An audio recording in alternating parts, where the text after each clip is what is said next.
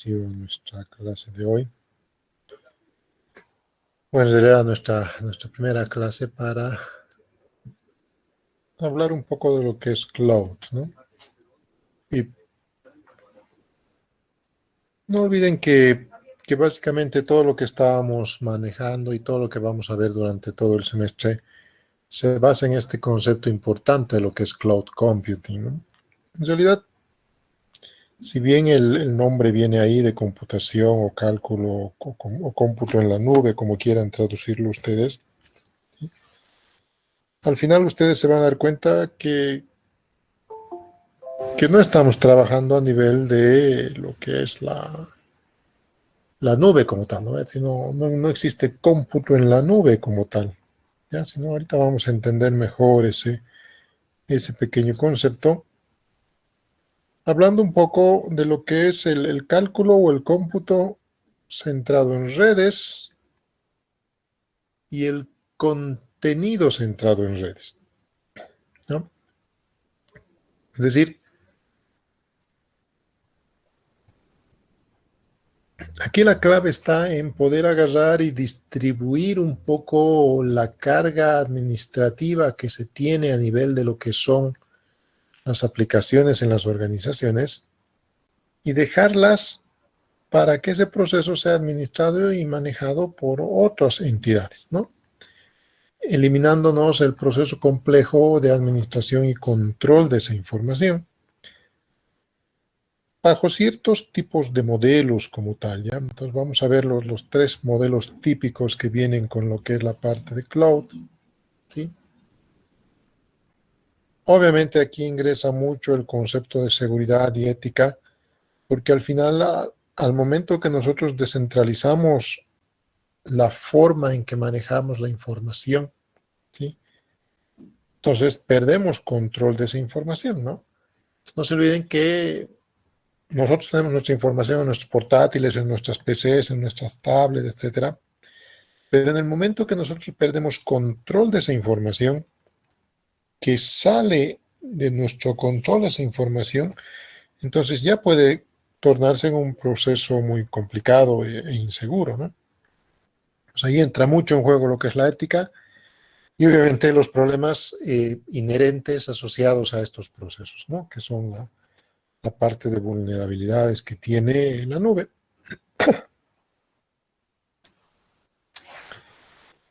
Y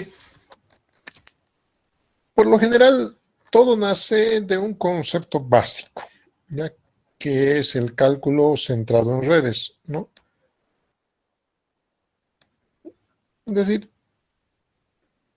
de alguna manera, de alguna forma, todo el proceso y manejo de la información, dice, se puede realizar más eficientemente en granjas, ¿no? Especializadas para este propósito, ¿no? Es decir, lo que se llaman los data farms, ¿no?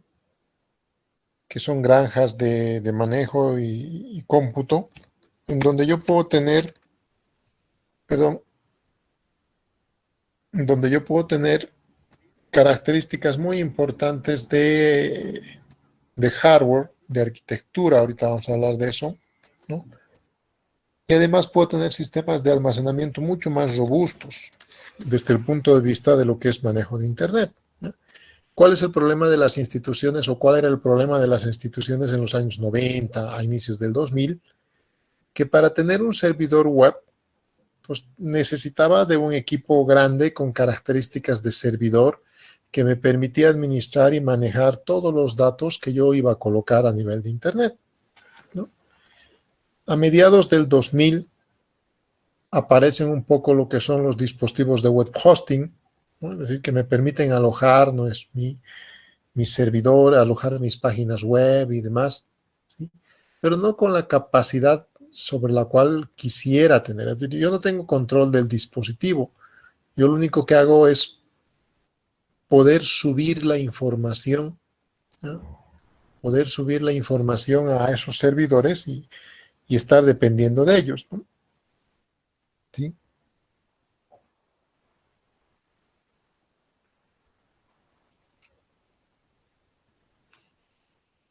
Entonces, básicamente todo nace bajo esa situación, ¿no? Primero nace un concepto relativamente interesante para la época, lo que se llama el grid computing, ¿sí? Que es básicamente una creación de National Labs en la época de 1990, destinado exclusivamente a lo que es el cálculo científico, ¿no? Entonces necesitaba poner procesadores en una malla, ¿ya? De manera tal que esos procesadores puedan interactuar entre sí para generar más poder de cálculo, ¿no? O de cómputo, como tal. Ya por la época de los 2000, a inicios del 2000, 2005, 2006, ¿sí? Nace un poquito un concepto mucho más general, ¿no? Denominado el utility computing, ¿ya? O la computación de utilidad. Es un cálculo creado por compañías de Internet, en este caso, ¿no? De tecnologías de información, Information Technologies, ¿sí? Que está dirigido específicamente a lo que les hablaba, ¿no? Es decir, a lo que es la computación empresarial o el enterprise computing, ¿sí? Es decir, proveer servicios a grandes instituciones o a empresas grandes, ¿no? Y ahí les hablaba hace rato de lo que era el famoso web hosting y todo eso. Ahora, si ustedes se fijan, el web hosting está mucho más relacionado porque al final ya me prestan o ya me presentan aplicaciones directamente, de manera tal que es relativamente sencillo armar una página web con un servicio de web hosting contratado. No necesito técnicamente a un especialista en sistemas o informática para que me lo haga la página web en PHP y me lo programe, ¿no? ¿Por qué? Porque ya tengo frameworks, ya tengo aplicaciones que simplemente arrastrando, configurando, me arman toda la página web, ¿no? Bajo ese concepto nace el utility computing, ¿sí? Su fundamento principal, el núcleo principal de este tipo de situación, es proveer en el modelo de negocios. No se olviden que cuando estamos hablando de ingeniería de software, cuando estamos hablando de desarrollo de software, nuestro modelo de negocios, ¿sí? Nuestro modelo de negocios, de alguna manera está basado en la aplicación y generalmente sigue basado en la aplicación nuestro modelo de negocios, ¿sí? Entonces dice, lo que se quería y lo que se quiere en realidad es cambiar ese modelo de negocios, ¿no? O darle a ese modelo de negocios, ¿no? Lo que son las características de manejo de servicios de computación. ¿A qué se refiere? Es decir, mi modelo de negocios ya no va a estar destinado a vender software, ¿sí? Yo no voy a generar aplicaciones, ¿no? Mi modelo de negocios está basado mucho en lo que es la parte de análisis, diseño e implementación de soluciones para empresas específicas, ¿no? Aplicaciones como tal, ¿no? Que pueden ser aplicaciones web, que pueden ser aplicaciones normales, no es muy relevante en este punto el tipo de aplicación. Sino básicamente me voy a centrar en el servicio que esa aplicación tiene que dar. Es decir, es lo que les decía hace rato. ¿Por qué complicarme tanto la existencia en contratar un programador, contratar a un agente en desarrollo de software? Eso es lo que dicen las empresas que implementaron el utility computing, ¿no? Cuando en realidad el problema no es tanto ese, sino el problema básico y fundamental es qué servicio le quiero dar al usuario. ¿Qué quiere el usuario como tal? El usuario quiere que una persona se esté constantemente verificando cómo está su página web, actualizando su página web, o el usuario quiere un servicio que se llama alojamiento, hospedaje de página, ¿sí? Obviamente este tipo de situación, este manejo de lo que es servicio de computación, los servicios como tal, requieren tener una infraestructura en la nube, poder tener acceso a casi todos los elementos que el servicio me brinda. No se olviden que los servicios por lo general están relacionados. Todos nosotros hemos hecho aplicaciones web o aplicaciones y nuestras aplicaciones no tienen sentido de ser si es que no son dinámicas, es decir, si es que no tienen un manejo de los datos correcto, ¿no? A nivel de base de datos y demás. ¿Ya? Entonces necesito una infraestructura específica para poder dar cabida a ese tipo de situación, ¿no? De ahí nace un poco el concepto y va creciendo el concepto de lo que es la computación en la nube o lo que es el cloud computing. ¿Ya?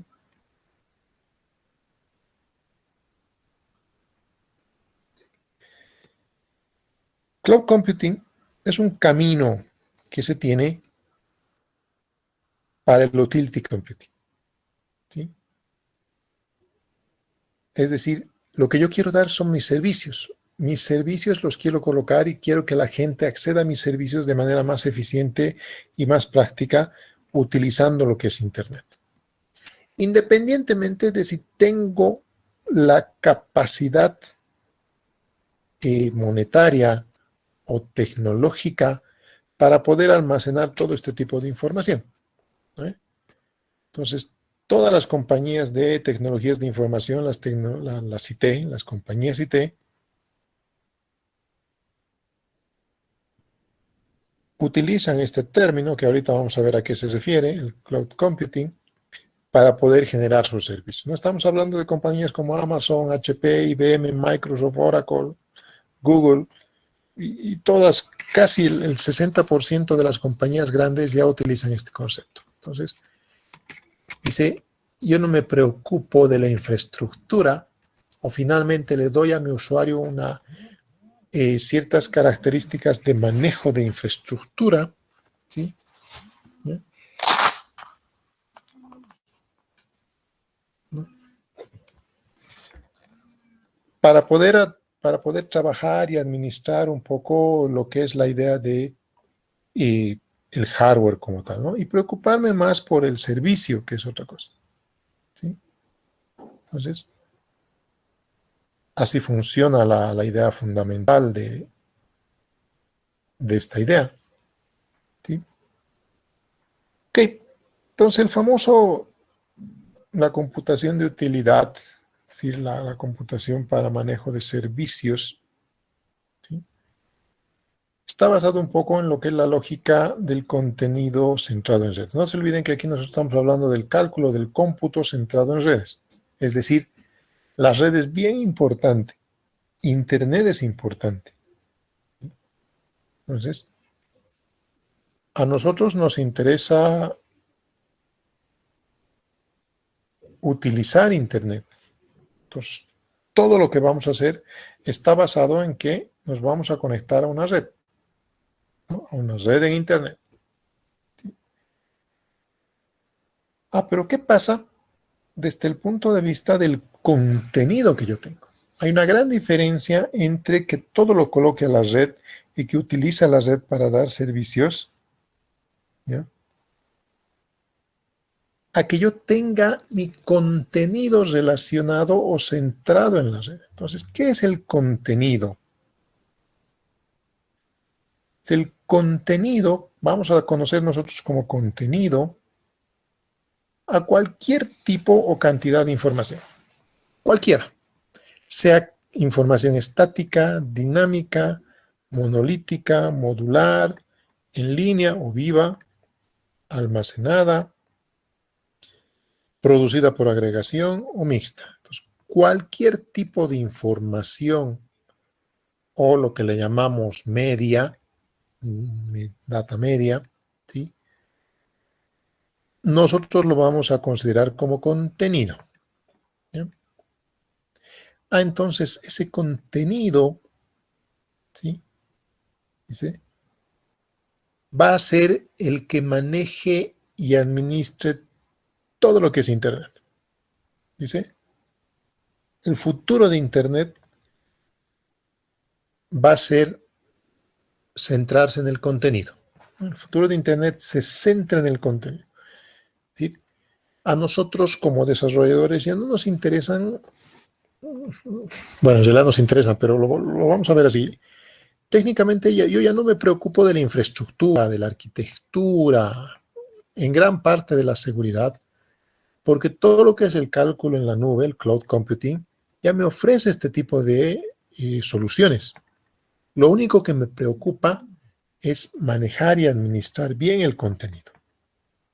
Entonces,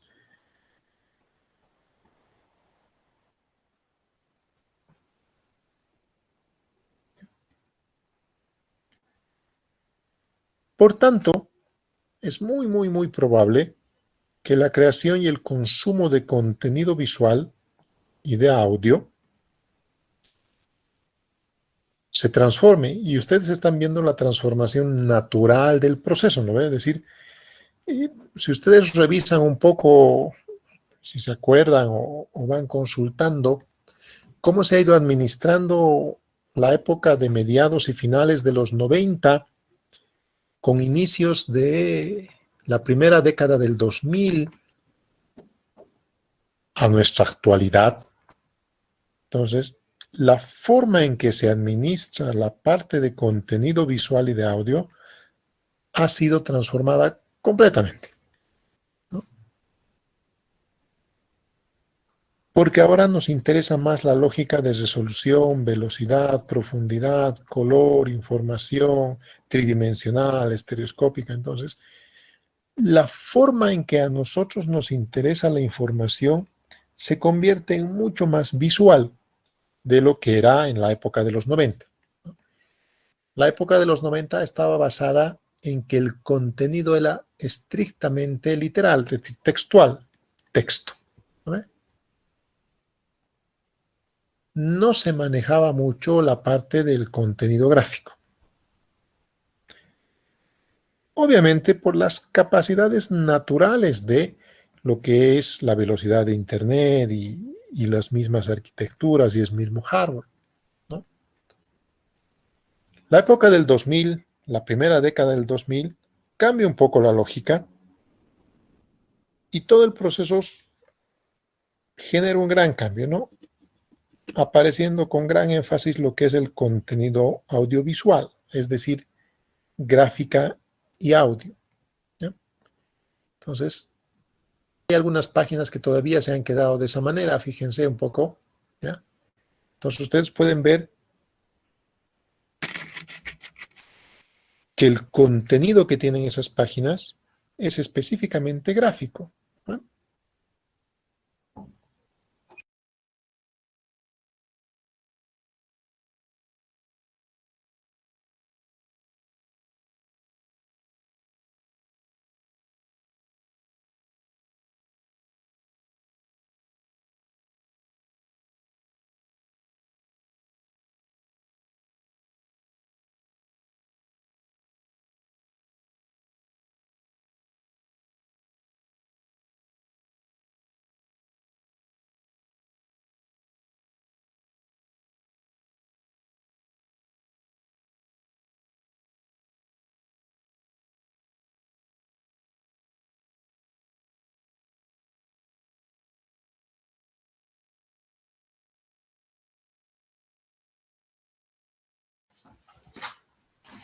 Me van a disculpar.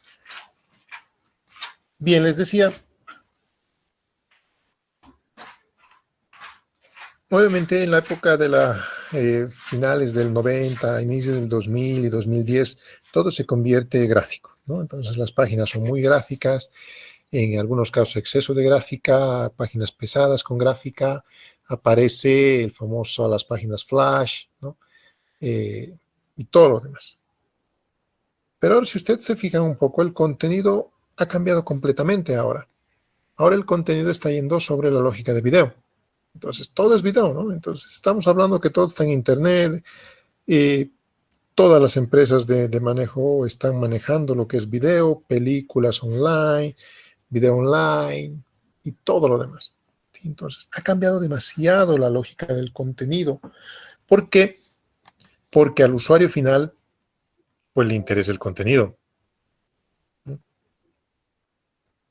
Al final, como usuario, a mí me interesa el contenido de la información. Entonces, a eso se conoce como contenido centrado en la red. Entonces, tengo que reevaluar un poco la lógica y no preocuparme tanto por la parte de hardware y demás, les decía, sino cómo voy a mostrar esa información hacia el usuario final. ¿No? ¿No? El cálculo y contenido centrado en la red, lo que es el mixto. Aparecen ahí nuevos términos como el data intensive, ¿sí? Ahora necesito gran capacidad de cálculo, ¿no? Las simulaciones a gran escala en ciencia e ingeniería requieren grandes volúmenes de datos, ¿sí? Y por ello mismo se han creado diferentes técnicas y tecnologías que me permiten administrar y manejar muy bien esa gran cantidad de información, ¿sí? Aparece lo que es el concepto de Big Data, por ejemplo, ¿no? Si bien la minería de datos no es un término nuevo, ¿sí? Es un término que aparece en la época de finales del 90 más o menos, pero ahora entra con mucho más rigor dentro de lo que es el procesamiento y manejo de información, ¿sí? Hay tanta información, hay tanta data en Internet y en nuestros sistemas que al final muchas empresas quieren hacer ingeniería con esa información. Entonces, esa información tiene que servir de algo, ¿sí? El manejo de multimedia, como les decía hace rato, se ha vuelto completamente habitual ahora. Ahora todo es multimedia, ¿no? Ahora mismo nosotros estamos pasando una clase mandando información multimedia, mandando información de video y de audio por Internet, ¿no? Cosa que era completamente impensable quizás en la época de los 90, ¿no? Un poco sí en la época del 2000, digamos, pero no tanto como ahora, ¿no? Estábamos hablando de eso. Es decir, la cantidad de información que tenemos ahora es muy grande, ¿no? Pero también las capacidades de la red han cambiado. Una cosa es que yo necesite gran cantidad de información y otra cosa es que esté en condiciones de poder administrar esa gran cantidad de información. Entonces, no es tan simple decir, ok, ahora todo es cloud, todo lo meto en la nube, todo funciona bien, pero al final, si mi ancho de banda resulta ser muy limitado y yo tengo 1 mega de ancho de banda, pues este video que ahorita que terminando la clase les voy a subir a la plataforma y que va a estar en la nube, que va a estar en el Drive de Google, etcétera, etcétera, que pesa de 60 megas a 100 megas, entonces pues va a tardar, no sé, media hora en poder bajarse a sus dispositivos, ¿no? Va a serse lento, con 1 mega de ancho de banda. No tiene sentido. Yo voy a tardar por lo menos media hora en poder subir todo ese contenido a la nube, ¿sí? Entonces, la transferencia de grandes volúmenes de información requiere que la red también cambie. Necesito mayor ancho de banda. Pero no solo eso, ¿sí? Cuando inicia Internet, el Internet de la fibra óptica no era muy utilizada todavía y las redes estaban basadas en conexiones de muy alta latencia, es decir, conexiones satelitales. Todo era a nivel de conexión satelital, ¿ya? Es decir, las redes necesitan ser de baja latencia, es decir, tiempos de respuesta mucho más cortos, ¿sí? Se requieren completamente para poder transmitir datos, para hacer cálculo paralelo, ¿no? Para poder hablar de lo que es dirección computacional. Ahorita vamos a entender ese concepto, pero ¿cuál es la idea fundamental de este proceso? Y que no tiene sentido que yo tenga una conexión de alta latencia para poder hacer una videoconferencia, porque al final, si mi conexión es de muy alta latencia, entonces la comunicación va a llegar entrecortada, voy a perder datos, no me sirve para procesos en línea, ¿no? Si yo quiero hacer cálculo paralelo y quiero hacer computación paralela entre diferentes dispositivos dentro de la red, necesito que los tiempos de respuesta sean muy rápidos, muy pequeños, ¿no? Entonces no me sirven redes de alta latencia. Entonces es poco probable que el cálculo paralelo en una red Wi-Fi me sirva. Necesito una red de fibra por lo menos para que todo funcione correctamente, ¿no? Entonces es importante tener redes de baja latencia, ¿ya? Estamos hablando de redes cuyo tiempo de respuesta es bajo, ¿no? Un tiempo de respuesta de 10 milisegundos mínimamente necesito, y sabemos que el Wi-Fi me va a dar 200 milisegundos, que la conexión satelital me va a dar 400 milisegundos, etcétera, etcétera, ¿no? Entonces, obviamente las condiciones han cambiado, pero los requerimientos también cambian, ¿no? Si voy a poner mi servidor en la nube y quiero administrar mi servidor, pues tengo que tener un buen ancho de banda para poder acceder a ese servidor, ¿no? En cambio, si mi servidor es local, entonces no hay problema. No importa si mi internet funciona bien o no, porque al final yo estoy ahí al lado del servidor y puedo hacer muchas cosas de eso. ¿Sí? Algo muy importante es que ahora, y en particular ahora, se están usando lo que se llaman los light clients, ¿no? Es decir, los clientes ligeros. Es decir, los clientes se han convertido en elementos de manejo y administración pequeños que tienen recursos limitados, es decir, teléfonos móviles, teléfonos inteligentes, eh, lo que son la parte de dispositivos inalámbricos, no sé, dispositivos IoT, etcétera, etcétera, que son elementos que no consumen muchos recursos, son relativamente pequeños, ¿no? Y por tanto tengo que ver que las comunicaciones que voy a tener para ese tipo de dispositivos deben ser las correctas, ¿no? Y obviamente algo muy importante es la gestión, la infraestructura, el hardware como tal, si quieren llamarlo así, ¿no? Ese hardware debe poder admitir alguna forma de gestión del flujo de trabajo. Muchos creen que meter las cosas a la nube involucra perder el control de la información. Probablemente sí. Si es que no manejamos y si es que no administramos la lógica de la ética, probablemente sí. Pero si trabajamos todo a nivel de ética, entonces yo no pierdo control de la información y yo puedo seguir trabajando con el flujo que manejaba normalmente en la administración de un servidor.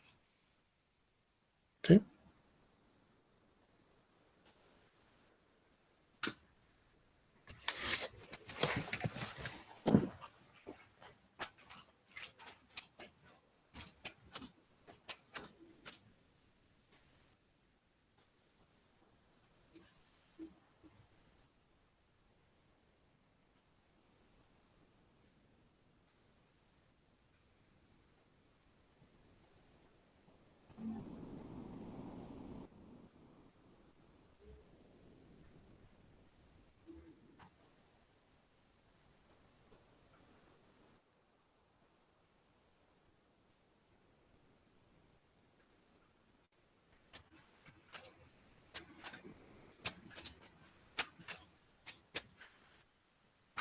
Bien.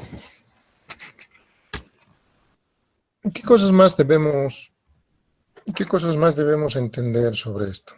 Perdón. ¿Sí? ¿Cómo es que todo esto ha migrado para llegar a lo que es el famoso cloud computing actual? Realmente,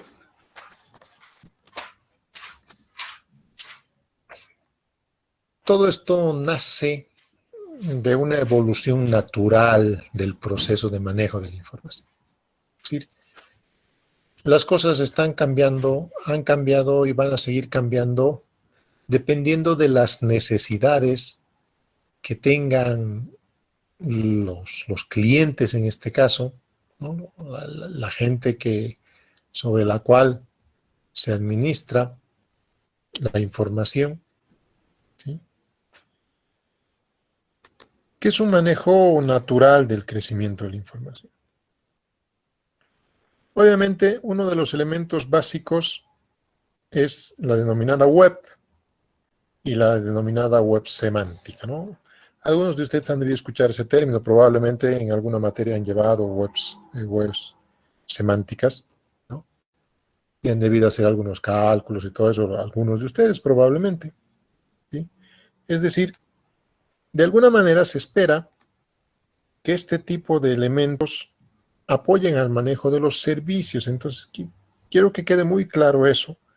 Cuando estamos hablando de poder migrar a lo que es la nube, independientemente que sea arquitectura o no, ahorita vamos a ver la distribución de lo que es la nube, de lo que es el cloud. En realidad nosotros nos tenemos que basar en el contenido, en el servicio, es decir, ¿con qué quiero llegar al usuario y qué le quiero entregar al usuario? Independientemente de las tecnologías que utilice para hacerlo. ¿Ya? Es decir, la web está dominada por datos no estructurados o semiestructurados, ¿no? En cambio, la web semántica cambia el concepto de lo que es los datos, añadiendo contenido semántico en las páginas web. ¿Qué significa la semántica? Es decir, que el contenido debe tener un sentido adicionalmente de brindar información, ¿no? Eso significa semántica. Ustedes están manejados con lo que es la semántica, ¿no? Entonces, han llevado y han dicho los algoritmos, el código, debe tener errores sintácticos y debe tener errores semánticos, ¿no? ¿Sí? Errores sintácticos, errores de escritura y errores semánticos, errores de contexto y todo lo demás, ¿no? A eso mismo va la web semántica. Dice, la web semántica tiene no solamente un contenido, sino ese contenido tiene un sentido específico, ¿ya? Después nacen las grillas, es decir, el grid, ¿no? No es un contenido actual, no es un contenido nuevo. Nace a principios de la década de 1990, ¿sí? En donde un conjunto de universidades, laboratorios, elementos de investigación, ¿sí? Utilizan este concepto, ¿sí? Para lo que son los cálculos específicos de investigación en ciencias e ingeniería. ¿A qué se refiere este concepto? ¿Sí? Una grilla, ¿sí? Que ustedes lo van a después conocer probablemente en algunas otras materias como un clúster, ¿no? Han debido hablar de ese concepto, ¿sí? ¿Sí? ¿Qué es un clúster? Los que han escuchado ese nombre, ¿conocen el concepto de clúster? ¿Han escuchado en algún lado?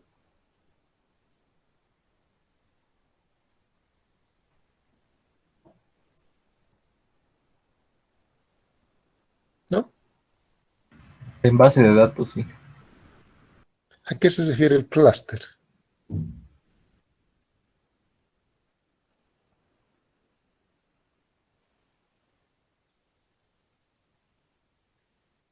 Los compañeros dicen, sí, han debido ver en base de datos, han debido ver en sistemas operativos también, ¿no? Sistemas en clúster y todo lo demás.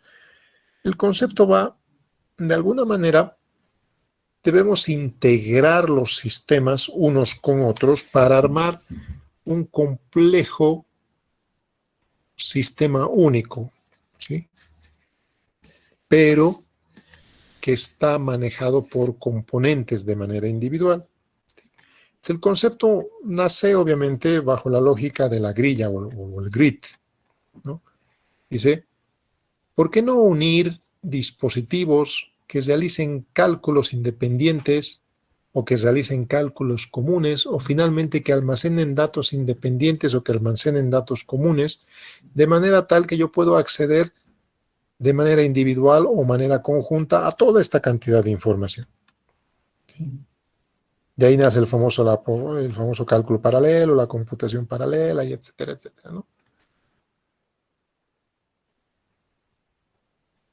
El tercer paso de la evolución nace a finales de los 90, un poco inicios de los 2000, los famosos sistemas punto a punto, los peer-to-peer. ¿Sí? Muchos de ustedes han debido escuchar o probablemente hayan usado el famoso Casa, el eDonkey, ¿no? Y herramientas que en algún momento nos servían específicamente para compartir información. Es decir, yo podía colocar cosas en mi computadora, ¿sí? Y podía bajar información de otras computadoras, de otros usuarios de la misma red, de manera que el proceso de administrar y sacar esa información, ¿sí?, se hacía de manera colaborativa, ¿no? Entonces, la misma herramienta podía bajar partes de un servidor, de un equipo, de otro equipo de usuario, y al final yo bajaba la música, el video, de una manera mucho más rápida y eficiente, ¿sí? Así básicamente funcionaba y funcionan los sistemas punto a punto. Todavía existen varios sistemas peer-to-peer, ¿no? Las VPN, para los que manejen redes, son exclusivamente sistemas punto a punto, ¿no? Entonces, fíjense, aparece de una web con datos poco estructurados a hacer un cálculo enmallado, para manejar sistemas mucho más complejos denominados sistemas punto a punto, o peer-to-peer, o P2P, que le llaman otros, ¿no? ¿Alguno de ustedes ha usado alguna herramienta P2P alguna vez? Si no me equivoco, los torrent, ingeniero, son... Exactamente, ¿no? Toda la parte de torrent son peer-to-peer, ¿sí? Toda la parte de los sistemas de administración de descargas son peer-to-peer, ¿sí? Hay muchos elementos que son peer-to-peer. Para finalmente migrar a lo que es la computación en la nube, ¿no? El computer clouds, ¿sí? Los famosos clouds, ¿sí? Entonces, fíjense el crecimiento que ha seguido y si usted se fija, ha sido de una manera natural, digamos, ¿no? Es decir, obviamente ahora no tiene sentido hacer una conexión peer-to-peer con la cantidad de ancho de banda que tenemos, ¿no? Es decir, por lo menos la mayoría de nosotros debe estar con una conexión de 5 megas o 10 megas mínimamente. Ahora la mayoría de los operadores están dando ese servicio de Internet. Peor aún si están con conexión de celular. El celular se conecta a 20, a 30 megas. Obviamente que les cuesta por el manejo de datos, pero al final no estamos limitados por la cantidad de ancho de banda, ¿sí? Sino estamos limitados por el costo. Es muy diferente, ¿no? Pero bueno, entonces, funciona de esa manera. Esa es la evolución que pasa para llegar a lo que es el famoso cloud computing, ¿ya? Pero, en términos bien generales, después lo vamos a especializar un poco más. ¿Qué es el cálculo en la nube o el cloud computing, como se llama? Básicamente, el cloud computing, como ustedes ven ahí, es una forma, una manera de utilizar tecnologías de Internet para ofrecer servicios escalables y elásticos, ¿sí? Servicios escalables y servicios elásticos, ¿sí? ¿A qué nos referimos con cálculo elastic computing, ¿no? O computación elástica, ¿sí? Se refiere específicamente a la capacidad de adquirir de manera dinámica recursos de computación y poder trabajar sobre un conjunto de carga variable, ¿ya? ¿Qué significa eso? ¿Ya? Generalmente las organizaciones actuales, o gran parte de las organizaciones a nivel nacional, digamos, no manejan cómputo elástico. ¿Por qué? Porque tienen sistemas cerrados. sistemas monolíticos, ¿ya? Y sistemas centralizados. ¿A qué me refiero? Muchas de las instituciones, si ustedes se fijan, por lo menos las instituciones públicas, muchas de las instituciones privadas, quizás no tanto las empresas de desarrollo de software, porque las empresas de desarrollo de software trabajan de otra manera, pero estas otras empresas tienen sus data centers, ¿ya? Tienen sus sistemas, sus servidores centralizados, ¿ya? En donde, si ustedes se fijan, los recursos de cálculo, los recursos de computación de estos dispositivos están cerrados al hardware que yo tengo. ¿Sí? Así funciona. Si yo tengo un servidor con una cierta capacidad, entonces yo estoy cerrado a esos recursos. Y listo. Entonces mis recursos no pueden variar a necesidad. El día de mañana tengo más usuarios, pues qué pena, estoy cerrado a esos recursos, ¿no? ¿Sí? Entonces, para poder cambiar, tengo que empezar a migrar mis servicios, cambiar servidores, adquirir servidores o adquirir tecnologías nuevas de virtualización y todo lo demás que me permita poder tener más recursos, de manera tal, es como el SIS, por ejemplo, ¿no? Hoy día, por ejemplo, no tiene sentido tener mucha carga en el SIS porque nadie se está inscribiendo. Unos cuantos deben estar entrando para ver sus enlaces a sus cursos. Pero en época de inscripciones, los recursos que yo necesito para manejar el SIS son mayores. Necesito más ancho de banda, necesito más capacidad de procesamiento.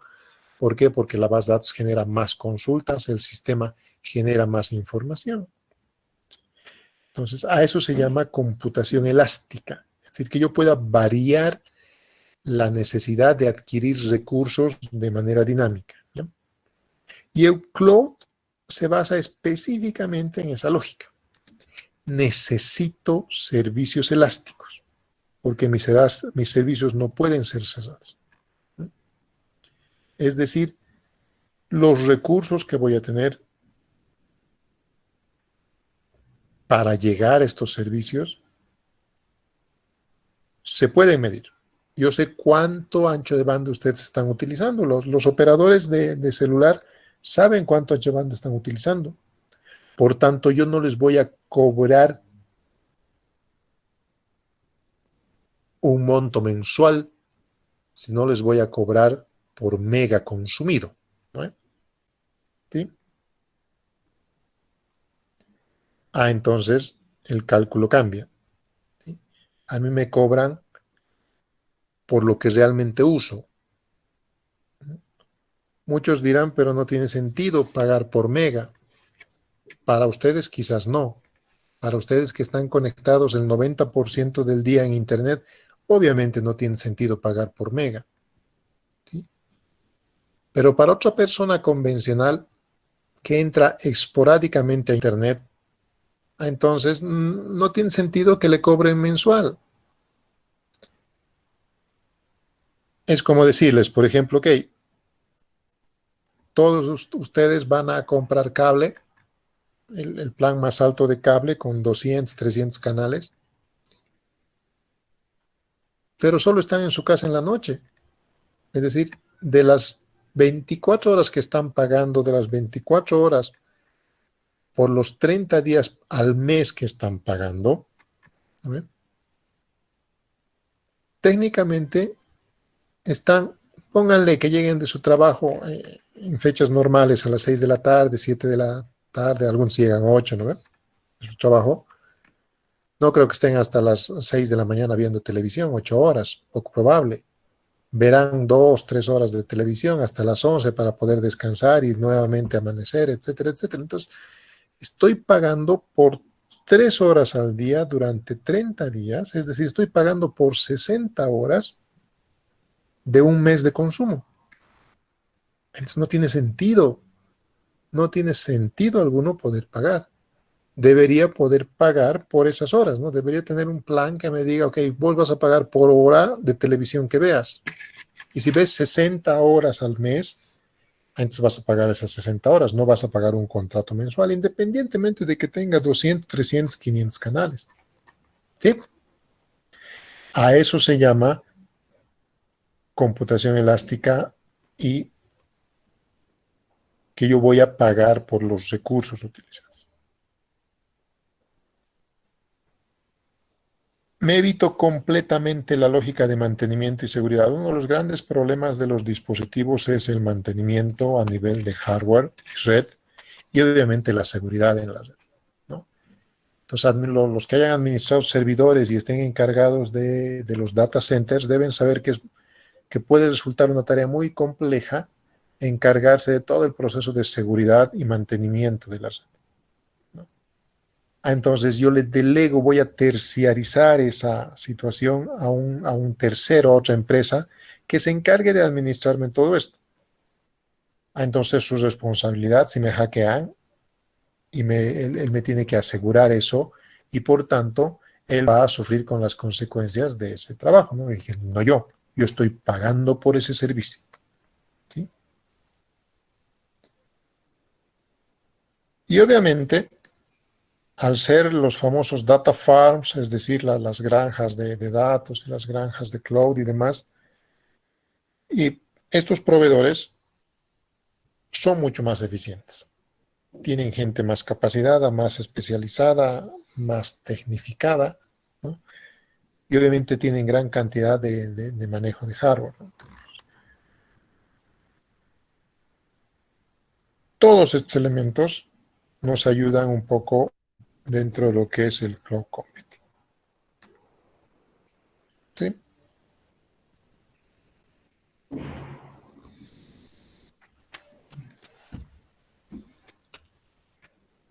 Los costos varían. Es decir, el costo que antes yo le cobraba al proveedor de servicios, ahora han pasado a los usuarios.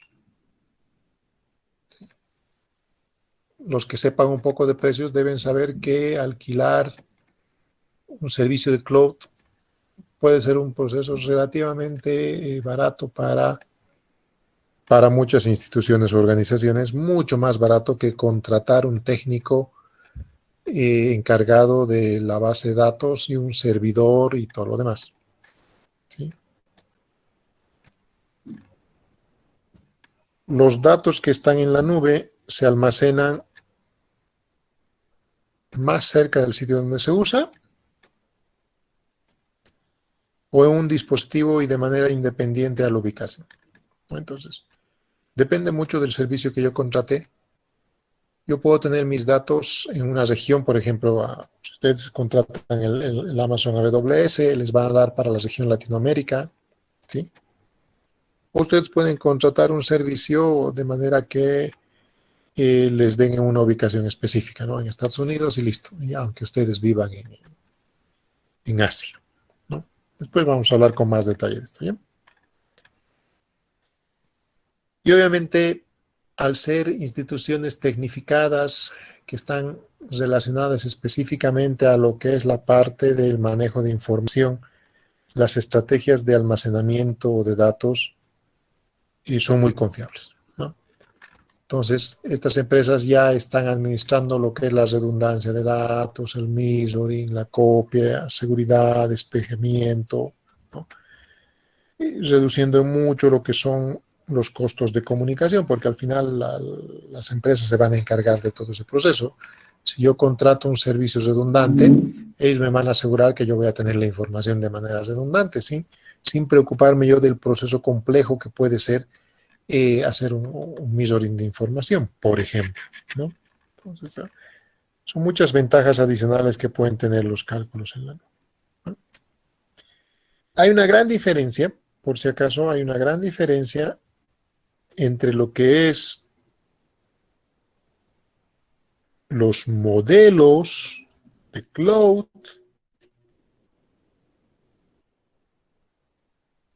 entre lo que son los tipos de cloud, ¿ya? Quiero que tenga muy claro eso, por si acaso para la parte de su examen, ¿ya? Entonces, un modelo de cloud, después vamos a hablar de los modelos de servicio, es muy diferente al tipo de cloud. Entonces, no se confunda, ¿ya? Existen 4 tipos de cloud computing, ¿sí? Lo que es el public cloud, la nube pública, private cloud, la nube privada, el community cloud y el hybrid cloud, ¿ya? Que son los 4 tipos de cloud que existen. ¿Qué es la nube pública o el public cloud? En este tipo de servicio, ¿ya? La infraestructura, el hardware que se tiene, se pone a disposición de todo el mundo, ¿sí? Pero el dueño es el proveedor que nos da el servicio, ¿sí? De la infraestructura estamos hablando, ¿sí? ¿Ya?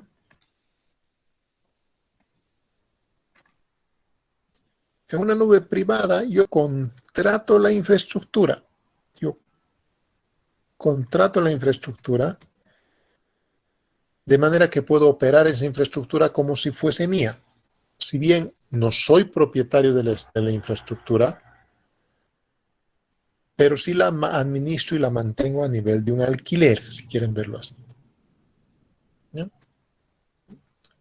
Más o menos para que tengan una idea, la nube pública sería como, bueno, ustedes deben saber que en el extranjero, en Estados Unidos, en Europa y demás, ¿no? Ellos tienen, las universidades tienen sus famosos, sus edificios y demás para estudiantes, ¿no? A eso le podríamos llamar nube pública, es decir, un estudiante va y mientras esté en sus clases le pueden dar una habitación y demás, ¿no? Es natural para ellos, ¿ya? Sus famosos condominios escolares, condominios universitarios, todo eso, ¿ya? Nosotros no manejamos tanto en ese concepto a nivel nacional, sino manejamos más el concepto de nube privada, es decir, si un estudiante viene a estudiar aquí a Cochabamba, lo que generalmente hace es alquilarse un cuarto, ¿no? ¿Sí? Pero no es dueño del cuarto, solamente lo alquila por necesidad. Pero mientras viva ahí, básicamente es propietario de lo que está ahí, ¿no? Si quieren ver una analogía más o menos sobre la lógica de pública y privada, ¿ya? La nube comunitaria o el community cloud, ¿sí? En este tipo de nube, la infraestructura se comparte por diferentes organizaciones, ¿ya? Y obviamente se apoya a una comunidad que tiene preocupaciones o intereses comunes, ¿no? Compartidos. A eso se llama el community cloud, ¿ya? Finalmente, la nube híbrida, que pueden ser una composición de 2 o más nubes de cualquiera de estos 3, ¿no? Pueden ser públicas, privadas o comunitarias, ¿sí? Con la única salvedad de que están limitadas por la tecnología del dueño o del que vende el servicio, que nos va a permitir pasar o tener una portabilidad de datos y aplicaciones en los diferentes elementos, ¿no? En otras palabras, es como poder alquilar una nube y al final cambiarla tan fácilmente como migrar de pública a privada y después mañana que sea community, entonces pasado ya no quiero que sea community, ahora quiero que sea privada, ¿no? Entonces, que pueda migrar de manera natural a este proceso, ¿ya? Más o menos, esos son los 4 tipos de nubes que se tienen. La nube pública, la nube privada, la nube comunitaria y la nube híbrida, ¿sí? ¿Se entiende hasta aquí? ¿Alguna consulta? ¿Alguna duda que haya surgido?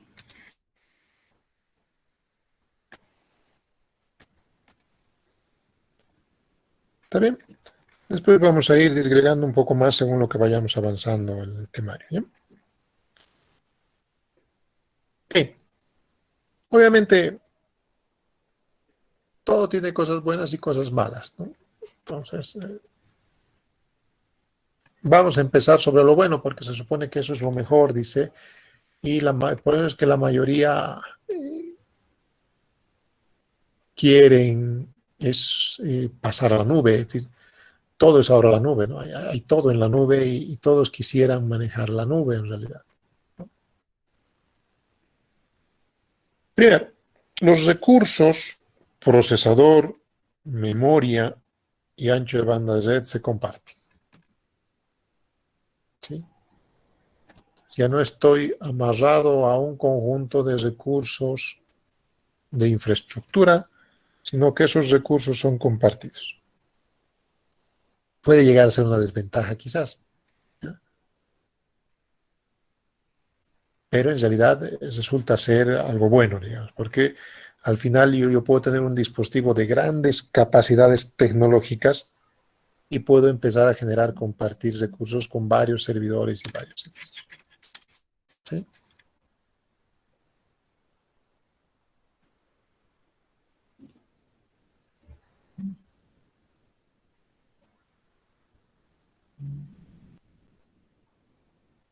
¿Sí? Ok.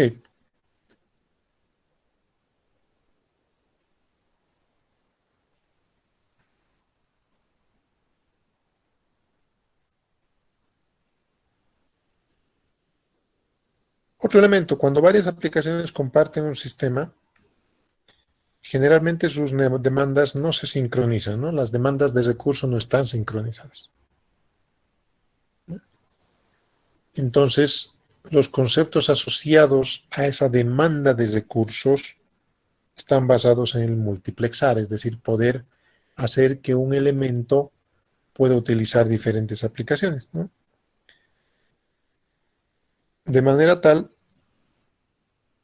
que yo pueda manejar diferentes tipos de recursos, ¿no? Es decir, mi aplicación va a usar la base de datos, va a usar el procesador y mis otras aplicaciones también van a usar la misma base de datos y demás, ¿no? Entonces, a eso se refiere, ¿no? Los recursos son administrados de manera independiente, es decir, los recursos se pueden administrar de forma tal que aplicaciones con uso intensivo de datos utilicen más o menos recursos, ¿sí? Por eso hemos hablado de que es una computación elástica, ¿no?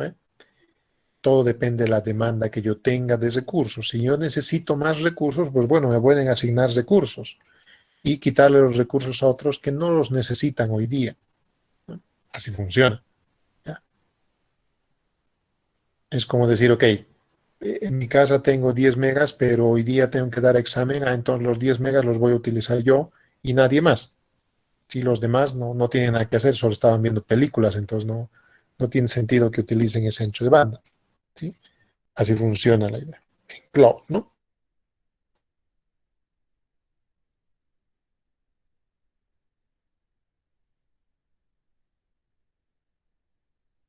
Usar el Drive a nivel colaborativo, ¿no?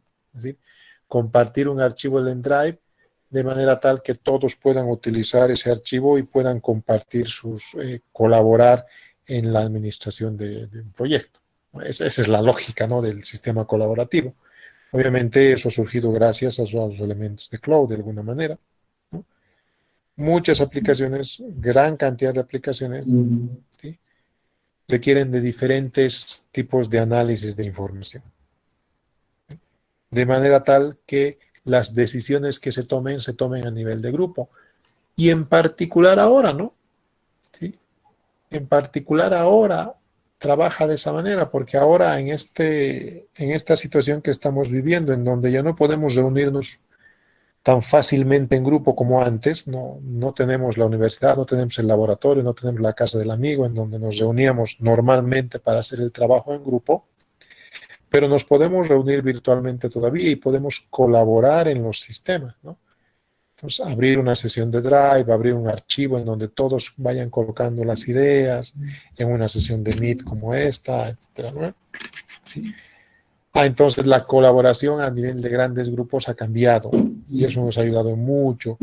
Sin cloud, si no tuviésemos cloud o no tuviésemos los servicios de infraestructura que tenemos ahora en el año 2021, y esta pandemia hubiese pasado en los años 90 o en el año 2000, todo lo que estamos haciendo ahora podía haber sido completamente poco probable, ¿no?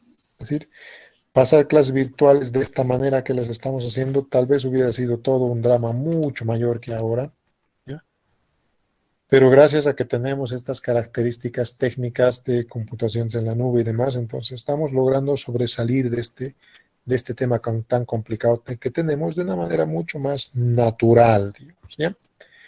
No nos está costando mucho desde el punto de vista de utilización del servicio, ¿ya? Quiero que se quede bien en claro eso. No estoy hablando de las capacidades de adquisición que tengamos, es muy diferente eso. Pero desde el punto de vista tecnológico y de servicio, el proceso ha sido una migración relativamente natural, ¿sí?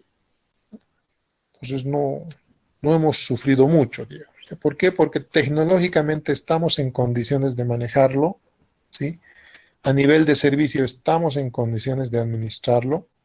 Quizás desde el punto de vista adquisitivo no, eso no lo voy a poner en tela de juicio en esta materia, no es relevante, digamos, para nosotros, pero tecnológicamente no hay ningún problema, ¿no? Es relativamente sencillo hacer todo eso. Obviamente elimina los costos de inversión para una infraestructura privada y lo más importante, elimina costos de mantenimiento y operación, que en realidad es lo que encarece un proyecto. Reduce los costos. ¿Por qué? Porque en realidad es lo que les decía. Es decir, si soy dueño de una MIP, ¿no? De una pequeña empresa, no tengo que preocuparme por estar comprando o estar contratando el servicio de un experto para que me haga una página web, porque los servicios de los web hosting ahora son tan simples armar una página web con arrastrar y poner y demás, que como dicen en sus promociones, cualquiera puede hacer su página web. No necesita de 5 o 6 años de estudio para hacer una página web. Obviamente, si estamos hablando de una empresa pequeña, ¿no? Mediana pequeña, ¿no? Una empresa grande sí necesita de un técnico especialista para hacer ciertas cosas, pero si es una paginita común y corriente, entonces no necesito de un especialista. Entonces, ha habido una reducción de costos muy grande a nivel de lo que es poner en marcha los sistemas de computación.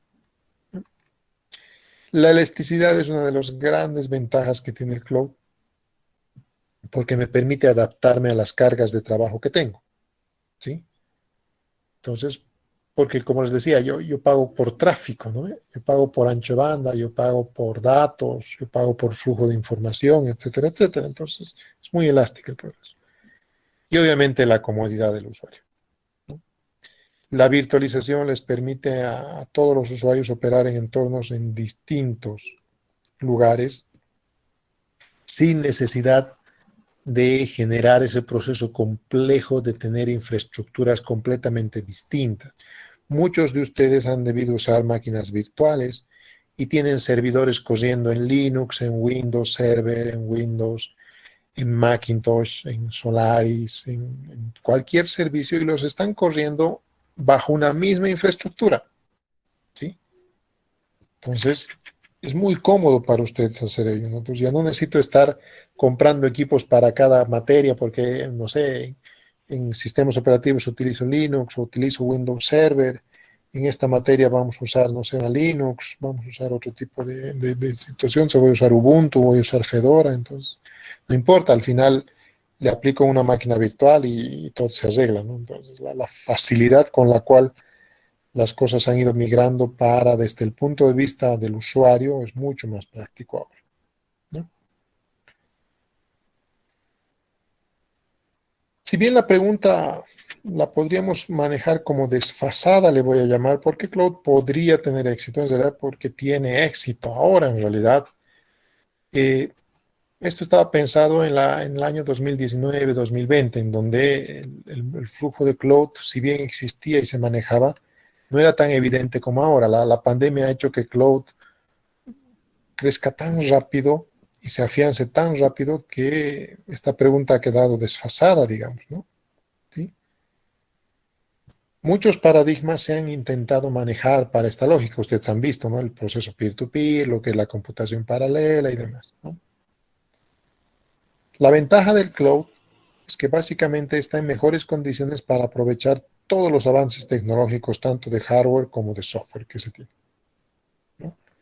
Obviamente, al momento de entrar en cálculo o computación en la nube, entonces todas las empresas están desarrollando hardware y software que les permite mejorar este proceso, con chips de virtualización, con un soporte de virtualización centralizado y todo lo demás, ¿no? Si nos centramos en el cálculo, en la computación empresarial, ¿sí? Gran parte de las organizaciones industriales están llegando a entrar en el cloud, ¿sí? Por tanto, genera un impacto muy grande en la economía, ¿sí? El flujo de dinero va moviéndose de manera mucho más eficiente dentro de lo que es contratar los servicios en la nube. Entonces, ustedes ya no necesitan vender un software, por ejemplo, ¿sí? No sé, si han hecho un software de contabilidad, pónganse, que no necesitan ir caminar empresa por empresa a ofrecerles la instalación de su software y todo eso, sino lo colocan en la nube y simplemente a las empresas pequeñas les venden el servicio de almacenamiento. Les dicen, ok, te doy tu cuenta, aquí está tu cuenta, tú puedes entrar, tú puedes usar el servicio. Si este mes ya no quieres, bueno, lo cierras el contrato y listo. Entonces, obviamente el costo baja para el cliente, porque ya no le tengo que vender el software, instalar y tener una máquina y tener todo eso. Le bajo el costo porque ahora me está comprando el servicio, me compra un nombre de usuario y contraseña. Para el cliente baja el costo. Da la impresión de que para nosotros también, pero en realidad no, porque con la misma infraestructura yo puedo tener 10, 100 cuentas y cobrar mucho más de lo que vendía, digamos, a nivel de software, ¿no?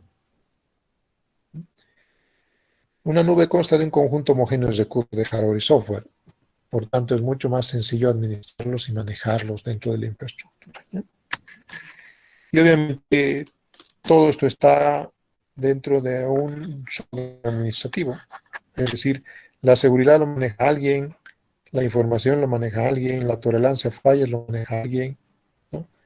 Por tanto, no necesito estarme complicando mucho con eso. Si vamos a usar el OpenStack, listo, administramos el OpenStack y ya está. Y les damos servicio a todo el mundo bajo esa plataforma. Si no me gusta el OpenStack, entonces utilizo AWS y sobre AWS hago todo. Si me gusta la parte de Microsoft, entonces utilizo el Azure y ya está, ¿no? Entonces, a eso se refiere, ¿sí? Pero hay cositas todavía que tenemos que trabajar y nos vamos a dar cuenta cuando estemos queriendo implementar elementos de la nube, ¿no? La disponibilidad de servicio, la diversidad del servicio, la confidencialidad y los cuellos de botella, ¿sí? Vamos a quedar aquí por hoy. Esto lo vamos a analizar con más detalle en la siguiente clase, perdón, la siguiente semana, ¿no? Mañana es feriado, no vamos a pasar. La siguiente semana vamos a analizar con más detalle un poquito sobre estos términos, pero quiero que ustedes los vayan leyendo y analizando un poco, es decir, cuánto de verdad tenemos al decir estas cosas. Ahora, ¿no? Estamos hablando del 2021, septiembre de 2021, ¿ya? ¿Sí? Pues analícenlo, manéjenlo y nos vamos a ir analizando esto la siguiente semana, ¿ya? ¿Sí? Que no sé si tienen alguna duda, algún comentario sobre todo esto. Les he subido esta presentación a la plataforma por si acaso. Ahorita lo voy a procesar el video y lo voy a subir también a la plataforma, ¿ya? Los videos de la anterior clase también ya están en la plataforma, así que no hay mucho problema.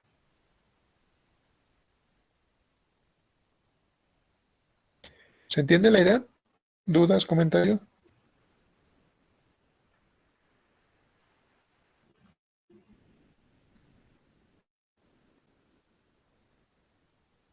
¿Qué? Entonces, si no hay más nada, vamos a quedar aquí y nos veríamos la siguiente semana directamente, ¿ya? Gracias, Sí. Vicente. Buenas noches. Ok, muy buenas noches a todos. Nos vemos la Hasta luego, siguiente. ingeniero, gracias. Hasta luego. Hasta luego. Chao, Hasta luego, chao. ingeniero. Hasta luego. ingeniero.